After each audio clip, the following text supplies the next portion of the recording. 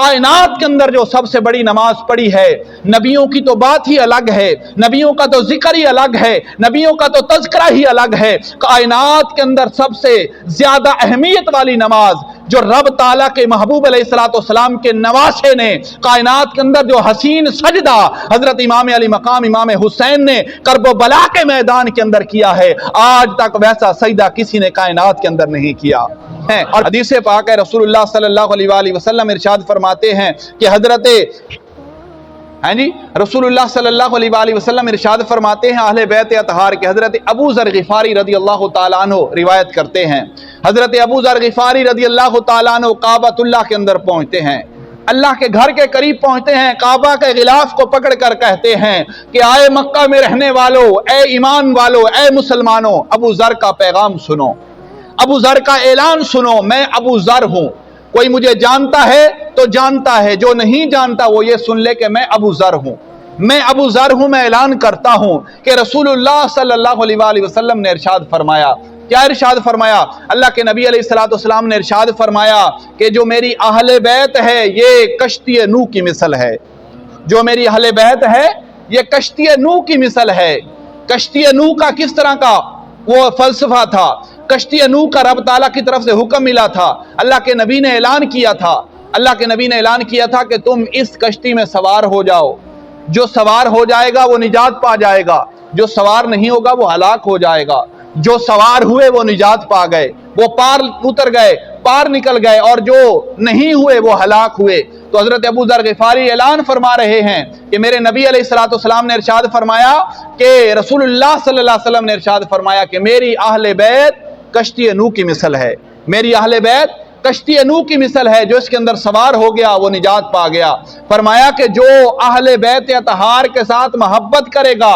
اہل بیت اطہار کی مودت اپنے سینوں کے اندر رکھے گا، ان کی عظمت اور شان کو پہچانتے ہوئے جانتے ہوئے ان کا ذکر کرے گا، ان کا تذکرہ کرے گا، ان کا ذکر سن کر ان کے دلوں کے باغ باغ ہو جائیں گے، تو سمجھ لینا وہی بندے کامیاب ہو جائیں گے، وہی بندے نجات پا جائیں گے۔ اور رسول اللہ صلی اللہ علیہ وآلہ وسلم کے صحابہ کرام کا طرز عمل دیکھیں، طرز زندگی دیکھیں۔ حضرت عمر فاروق رضی اللہ تعالیٰ عنہ کے لخت جگر حضرت عبداللہ بن عمر رضی اللہ تعالیٰ عنہ، آپ کے پاس ایک کوفے کا رہنے والا شخص پہنچتا ہے۔ کوفے کے رہنے والے شخص نے سوال پوچھا کہ حضرت جی یہ بتائیں کیا اگر کپڑوں پر، جسم پر مکھی کا خون لگ جائے یا مچھر کا خون لگ جائے تو کیا اس سے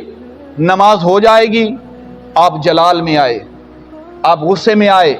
آپ نے فرمایا کہ تم آج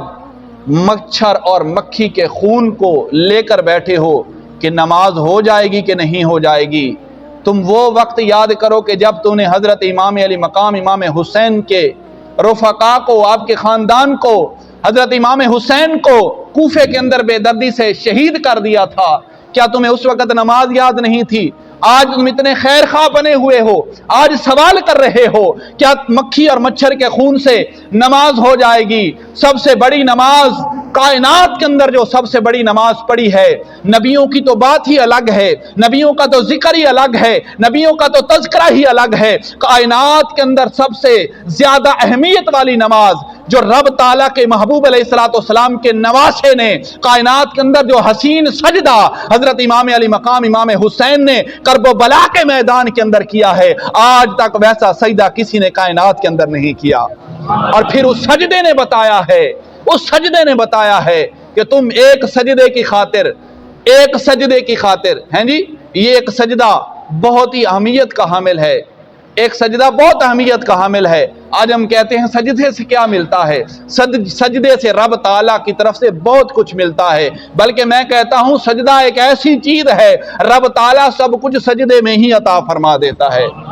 جی سب کچھ رب تعالیٰ سجدے میں ہی عطا فرما دیتا ہے۔ تو رسول اللہ صلی اللہ علیہ وسلم کے غلاموں حضرت ابو بکر صدیق رضی اللہ تعالیٰ عنہ، مسلم شریف کی حدیث مبارکہ 3708 حدیث مبارکہ، حضرت ابو بکر صدیق رضی اللہ تعالیٰ عنہ آپ حضرت امام حسن مجتبی رضی اللہ تعالیٰ عنہ کو اپنے کندھوں پر بٹھا کے مدینے کی گلیوں میں جا رہے ہیں۔ کون جا رہے ہیں؟ حضرت ابو بکر صدیق رضی اللہ تعالیٰ عنہ۔ یا غور کرنا بات پر हजरत अबू बकर सिद्दीक कंधों पर बिठा के जा रहे हैं। किसको? हजरत इमाम हसन मुजतबा रज़ी अल्लाह तआला अन्हु को। हजरत अली उल मुर्तज़ा देख रहे हैं। जिस वक्त हजरत अली उल मुर्तज़ा शेर खुदा रज़ी अल्लाह तआला अन्हु देख रहे हैं, हजरत अबू बकर सिद्दीक रज़ी अल्लाह तआला अन्हु ने फरमाया कि अली, मैं एक बात करना चाहता हूं, अगर आप नाराज ना हो तो। हदीस के अल्फाज हैं, मफहूम है कि आप नाराज ना हो तो मैं एक बात कहना चाहता हूं। आप फरमाते हैं, मौला अली फरमाते हैं कि अब तो मेरा तजस्सुस और बढ़ गया है, आप जो कहना चाहते हैं कहें। आपने फरमाया कि ये हसन की शक्ल तो आपसे बिल्कुल ही नहीं मिलती, ये हसन की शक्ल तो आपसे बिल्कुल ही नहीं मिलती। हजरत इमाम अली मकाम इमाम हुसैन की, आप हसन की शक्ल आपसे बिल्कुल ही नहीं मिलती। हजरत अली उल मुर्तज़ा शेर खुदा रज़ी अल्लाह तआला अन्हु फरमाते हैं कि इस मेरे बेटे, इस मेरे लख्ते जिगर की शक्ल तो मदीने के सरदार से मिलती है, मदीने के ताजदार से मिलती है।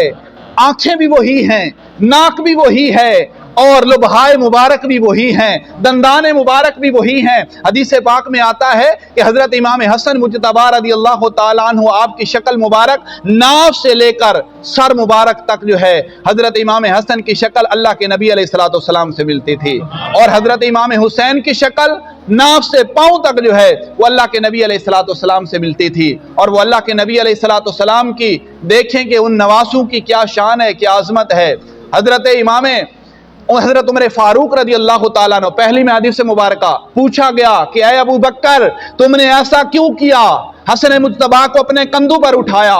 मैं ये बात अपनी तरफ से ये कहना चाहता हूँ, अपने होशो हवास में, अपनी इतनी उम्र में जितना भी मुताला गुजरा है बहुत कम, तो मैं ये बात अर्ज कर देना चाहता हूँ, मैंने कहीं भी ये बात नहीं पढ़ी कि हजरत अबू बकर सिद्दीक रज़ी अल्लाह तआला अन्हु ने अपने बच्चों को कंधों पर उठाया हो। सवाल किया गया, पूछा गया, अबू बकर, तूने हसन मुजतबा को कंधों पे क्यों उठाया हुआ था, कंधों पे क्यों उठाया हुआ था? तो जवाब मिलता है, इश्क वालों को यह बात बहुत पसंद आएगी, जवाब मिलता है कि जमाने वालों, सवाल करने वालों, मैंने हसन मुजतबा को कंधों पे इसलिए उठाया हुआ था कि मैंने अपने मोहम्मद अरबी को देखा था, मैंने अपने मोहम्मद अरबी को देखा था, वो भी हसन मुजतबा को अपने कंधों पे उठाया करते थे। एक रिवायत में मिलता है कि दोनों को कंधों पे उठाया हुआ था, एक कंधे पर हजरत हसन मुजतबा थे, दूसरे कंधे पर हजरत इमाम अली मकाम इमाम हुसैन रज़ी अल्लाह तआला अन्हु थे।